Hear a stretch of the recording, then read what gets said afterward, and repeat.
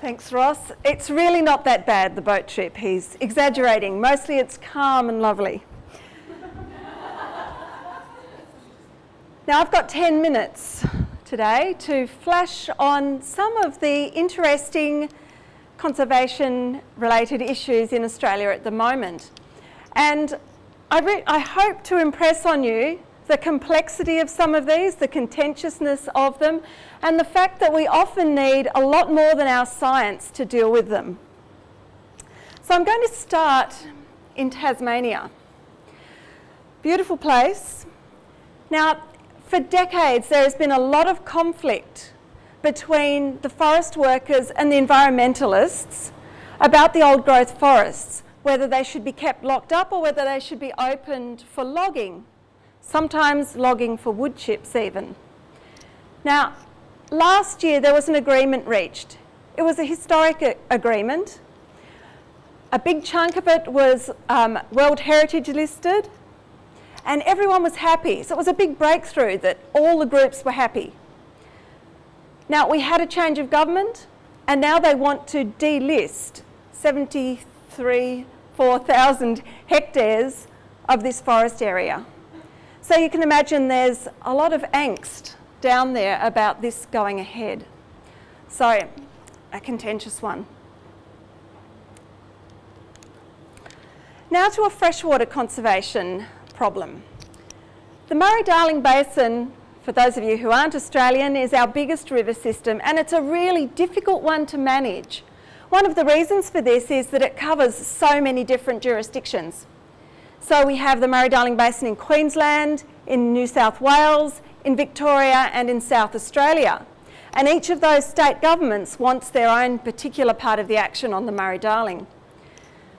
So there's been decades in forming a plan that will suit everyone, a balance between water for healthy rivers, so water for environmental flows to keep these ecosystems healthy, water for the communities, and water for irrigation. This is for food and fibre production, for crops like cotton and rice, which require lots of water. Now that's been a really hard battle, and finally there's some agreement that's been reached between the states. There's a lot that's gone into that agreement. The background of this is that the Murray-Darling Basin suffers with really high salinity rates in the soil because these soils were never designed to take the amount of water that irrigation's giving them. There's also prolonged periods of severe drought, which has taken its toll on the basin as well. So to Queensland. In 2005, the Wild Rivers legislation came into being. Now, this took a long time of negotiations and planning to protect a whole lot of big wild rivers in the north of Queensland. 2005, the state government changed very recently, and the Wild Rivers legislation was removed within 10 days of the change of government. So these are the areas affected. So the blues are areas that are protected, the orange and the green are those working towards protection. So in this instance, we had conflicts between mining industries in the area, Indigenous concerns, some of the Indigenous groups being very pro the Wild Rivers legislation, some concerned about native title implications. And then there are the environmentalists and the freshwater scientists who are campaigning very hard for this to happen. So lots of different interests. An interesting one is the advent of cattle grazing in national parks. So just recently, a trial has been approved to graze the Victoria Alpine National Park with cattle. Now, Australian bushlands aren't really designed for cattle, so potentially there could be tremendous damage from this. The proponents feel that grazing will reduce the fire danger. Fire danger is important here. Others believe that this is not the case. So this is quite contentious too. But now to move to the marine realm. So marine parks. there was a long period of consultation, 15 years of science, to contribute to the decision to make 33 new marine parks around Australia. Now, these were announced last year, and the protection was to come into place in July this year. Now, the federal government changed, and now this protection has been suspended. So we look like losing a lot of these marine parks. So it's difficult to ever be complacent about achievements that could be made. So often things can be taken away so quickly. In Western Australia, the state government has begun shark culling. Now, this is in response to a few shark attacks along the coast. The government believes that there's been a sudden increase in the number of shark attacks. It's not absolutely clear whether this is the case when you consider the increases in population and the increase in the number of people entering the water in various locations. However, this decision's been made. There's been a surprisingly huge community uproar about this, with huge protests on the beaches across many of the states in Australia, not just Western Australia. And this campaign has really concentrated on things like the low death rates by sharks compared to other causes of death, and the cascade effects of removing a top predator like this. But I'd like to concentrate on the Great Barrier Reef now and give you a little bit of detail. That wasn't supposed to happen.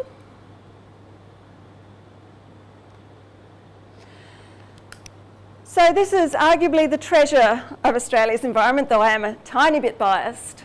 2,100 kilometres and over 2,000 reefs. We've boasted that we have the best managed reef system in the world, and certainly we are blissfully free of a lot of the threats that other reef systems have, like destructive fishing practices. But we do have problems. So the Great Barrier Reef was made a marine park in 1975. This was after the threat of drilling for oil came to the fore. In 1981, it was listed as a World Heritage Area.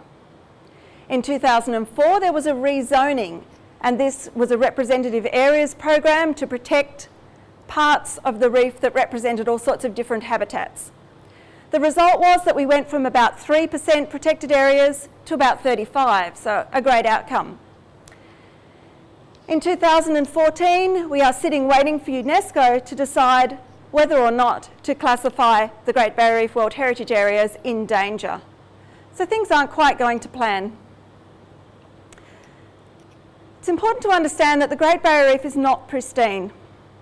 After European settlement, there was a lot of land clearing that went on, a lot of deforestation for agriculture.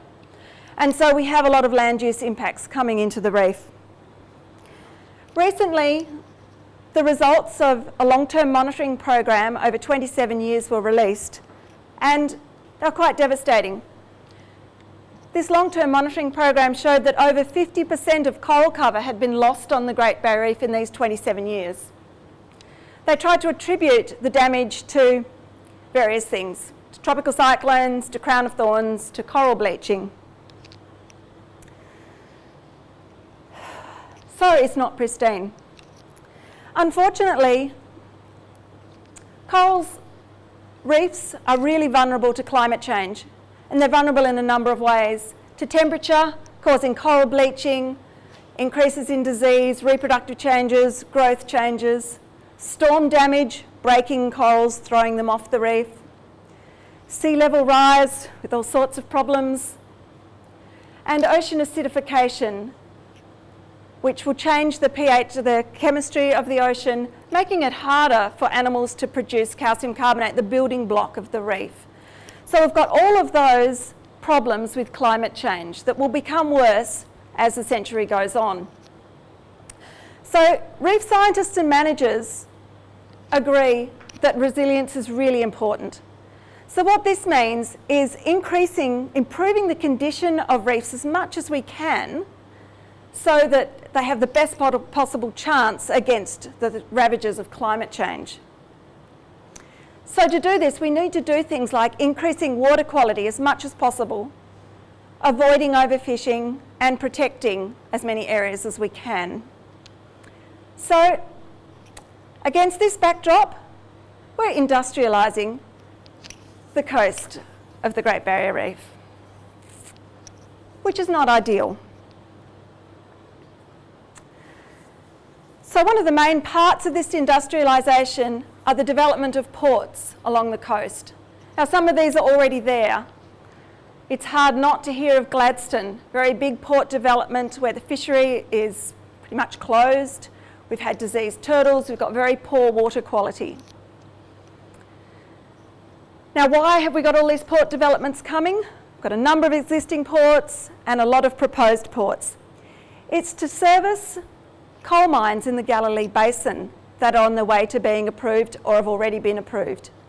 Now, this is going to be a massive development of coal. And the coal that is mined here needs to get to these ports to be exported.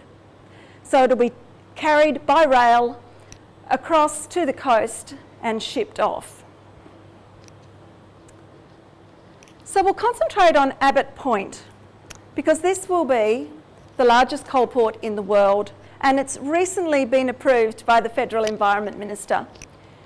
Abbot Point will involve 5 million tonnes, 3 million cubic metres of dredge spoil that will be put into the ocean. This is what it looks like now. So there is an existing port there, but this is a massive expansion that will make it look like this. And hot off the press is the news this afternoon that there's a huge new gas project proposed for Abbot Point as well, which will involve additional dredging. So what are the problems? What's wrong with port developments if you want a pristine barrier reef? So, first of all, to the Galilee Basin. Such an enormous development of coal mines will exacerbate the problems of climate change. The emissions are going to be equal to the emissions of the 7th highest emitting countries. That's a lot of carbon going into the atmosphere. Bimblebox Nature Reserve, a beautiful place, will disappear because it will be part of one of those coal mines. And then, of course, we've got the land that will be claimed for the railway lines growing across to the coast. But the actual port developments, there are numerous problems, so I'll just touch on them today. Dredging, we'll come back to that. Construction noise, there will be a lot with an operation this big, and animals like the dolphins and many species nearby are affected by this construction noise. There'll be an increase in the amount of shipping. If all of these ports are approved, that means we'll have essentially double the number of ship movements through the Great Barrier Reef. And there's a lot of really good work being done to decrease the chances of accidents, but unfortunately they do happen. In 2010, this ship crashed, 115,000 square metres of coral was destroyed, and there was an oil spill. Additional problems with introduction of exotic species through the hull, through the ballast water, collisions with animals, noise, all sorts of things. But the dredging. The first problem is what the dredge contains. Usually large quantities of nitrogen and phosphorus. We don't want more of that being resuspended close to the reef.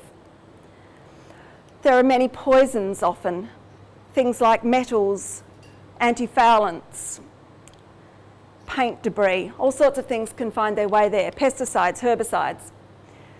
The other problem is that these millions of tonnes of dredge don't just sit there still, they tend to move about. So they move about in plumes in the beginning, and the plumes can travel really long distances. The latest modelling shows they're much further than was previously assumed. This is a shot from Gladstone Harbour before the dredging began and nowadays, and you can see the loss of good water quality there. For sediment and corals, too much sediment will smother and kill a coral the same way it will with seagrass. But if there's not as much, they can work really hard to get rid of it, but they lose a lot of energy doing that. It also adversely affects recruitment. and the water becomes more cloudy, so there's not as much photosynthesis, which means the corals have less energy.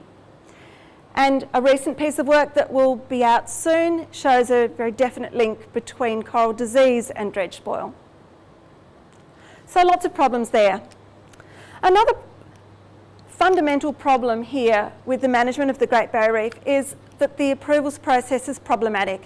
Now, I haven't got time to go into the details of that this evening in my 10 minutes, but problematic enough to allow developments like Hay Point and Abbot Point to be approved, and Gladstone.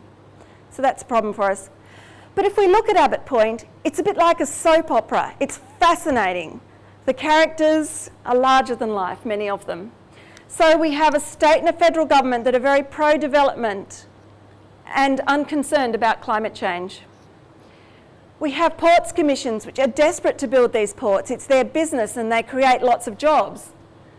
We have the prospect with the ports and the mines for big job numbers and billions of dollars to the economy.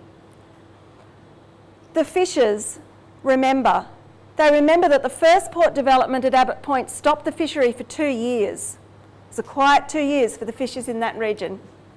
The tourism industry are worried. They're worried about their beautiful sites.